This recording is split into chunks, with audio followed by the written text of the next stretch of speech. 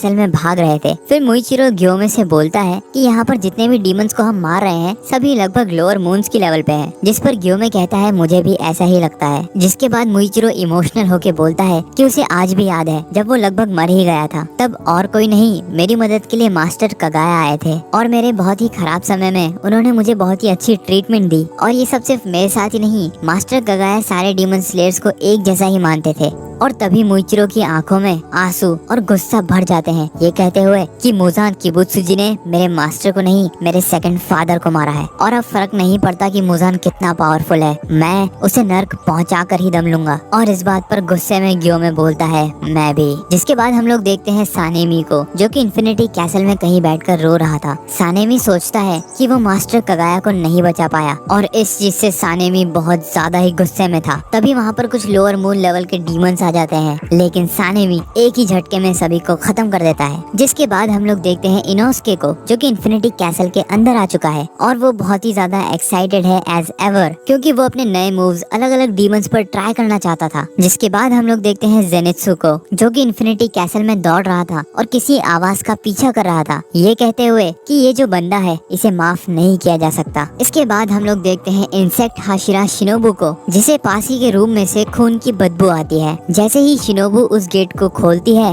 वो देखती है कई सारी लड़कियों की लाशें एक ही जगह पर बिछी हुई थी और उन सभी के ऊपर बैठा था एक डीमन, जो कि और कोई नहीं अपर रैंक 2 डोमा था। और तभी शिनोबु को याद आता है कि उसकी बहन ने उसे बताया था कि जिस डीमन ने उसे मारा है वो डीमन अपने सर पर ताज रखता है, लाल कलर के कपड़े पहनता है, उसकी आंखें रेनबो कलर की हैं और उसके हाथ में गोल्डन कलर के फैंस भी हैं, जिससे वो समझ जाती है कि डोमा ने ही उसकी बड़ी बहन को मारा था। और जैसे ही शिनोबु ये समझ जाती है, उसका गुस्सा नेक्स्ट लेवल पर पहुंच जाता है। वहीं लाशों के ढेर में से एक जिंदा लड़की मदद की भीख मांगती है शिनोबु से, लेकिन डोमा उसे एक ही झटके में खत्म कर देता है। लेकिन शिनोबु की स्पीड इतनी ज्यादा फास्ट थी कि वो उस लड़की को बचा लेती है। और जब तक शिनोबु उस लड़की को डोमा की रेंज से दूर लेकर आती है, तब तक उसे पता चलता है कि उस लड़की के कई सारे टुकड़े हो चुके हैं। लेकिन डोमा का मानना था कि उसने बिल्कुल ही सही करा है, क्योंकि अब वो लड़की मारी जा चुकी है तो वो बिल्कुल भी दर्द फील नहीं कर पाएगी। अब उसे कोई भी सफरिंग नहीं होगी और उसे किसी चीज से डरने की भी जरूरत नहीं है। और यहाँ पर डोमा कहता है कि जब फाइनली मैं उस लड़की को खाऊंगा तब वो मेरा ही एक पार्ट बन जाएगी और मेरे साथ हमेशा हमेशा के लिए जिंदा रहेगी। लेकिन शिनोबु ये सुनकर बिल्कुल भी सेटिस्फाइड नहीं थी और उसे अब डोमा पर बहुत ही ज्यादा गुस्सा आ रहा था। फिर डोमा शिनोबु से पूछता है कि क्या तुम्हारे साथ कुछ गलत हुआ है, और अगर ऐसा हुआ है तो तुम मुझसे बिना डरे कह सकती हो, मैं तुम्हारी पूरी कहानी सुनूंगा।